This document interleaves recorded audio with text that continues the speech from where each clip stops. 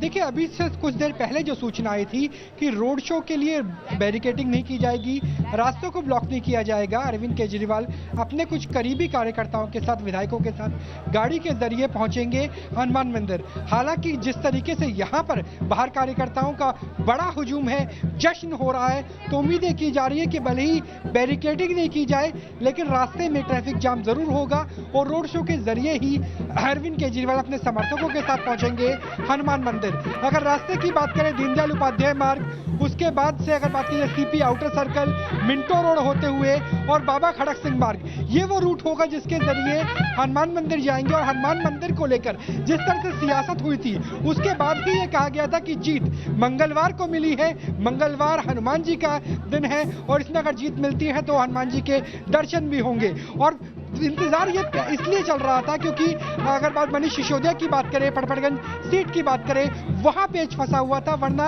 1 से 2 घंटे पहले ये पूरा किया जाता, ये पूरा कार्यक्रम होता। आप देख सकते हैं कि अभी भी जीत का जश्न है। बाहर जहां तक आपकी नजर जाएगी वहां तक कार्यकर्ताओं का हुजूम है और कार्यकर्ता बड़ी संख्या में है। हम कुछ महिलाओं से भी बात करने की कोशिश करेंगे क्योंकि जो जीत की हैट्रिक हुई है उसमें महिलाओं का कितना बड़ा हाथ है। महिलाओं के लिहाज से देखें, जब बस फ्री की गई थी, जब बिजली के बिल आने बंद हो गए, तो कितना बड़ा असर मान? बहुत खुशी हुई थी क्योंकि पब्लिक सभी खुश है और काम के ब्याह पे वोट पड़ाई है केजरीवाल जी ने। पानी, बत्ती, अभी आगे चल के बहुत काम करने बाकी है हमारे। अब ये भी कहा गया है कि दिल्ली मेट्रो भी फ्री करवा देंगे, मैनिफेस्टो में था।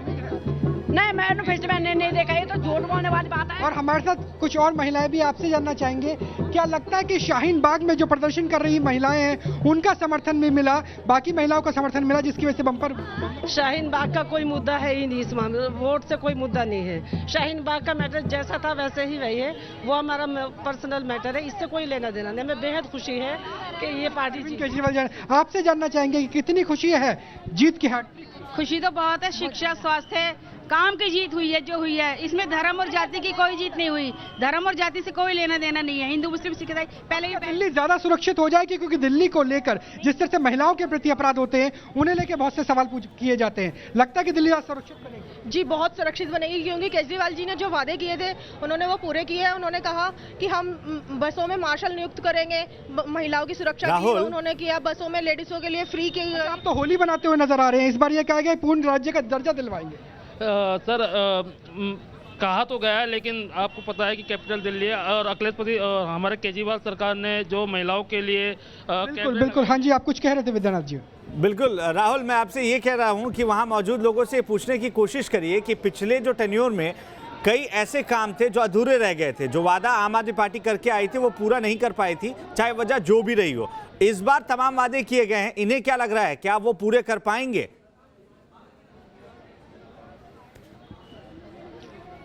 बिल्कुल। सीधा कुछ लोगों से सवाल पूछते हैं कि पिछली बार जो टसल था वो नजर आता था केंद्र और राज्य सरकार के बीच में, इस बार टसल नहीं होगा, वादे पूरे होंगे? पूरे होंगे, बिल्कुल होंगे। केजरीवाल जी पूरे करेंगे वादे इस बार। तो क्या लगता है मोदी सरकार के, केंद्र सरकार का समर्थन भी मिलेगा दिल्ली के विकास को लेकर? देखो, केजरीवाल जी ने कभी भी किसी तरह का कोई डिस्प्यूट नहीं चाहा, ना आगे भी चाहेंगे। ये केंद्र के ऊपर डिपेंड करता है कि वो कितना सपोर्ट करती है, क्योंकि बीजेपी आरोप लगा रही थी कि आखिरी 6 महीने में काम कैसे हो गए, जबकि 4.5 साल तक कहते रहे कि केंद्र सरकार काम नहीं। तो काम करने नहीं दिया ना, तो काम करते हैं तो होते हैं। इस बार उम्मीद है काम करने देंगे? बिल्कुल सर, लग तो रहा है हमें कि उम्मीद है जिस हिसाब से इन्होंने पहले काम करके। कौन सी बड़ी चीज है जो आप सोच रहे हैं कि इस बार हो जाएंगे?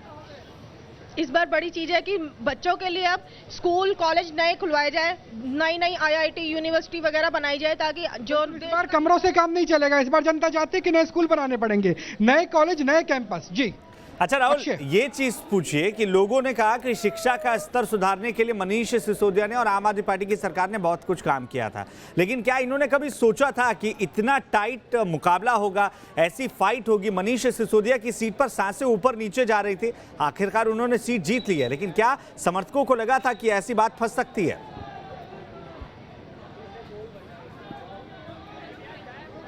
बिल्कुल, ये सीधा सवाल हम कार्यकर्ताओं से लेते हैं।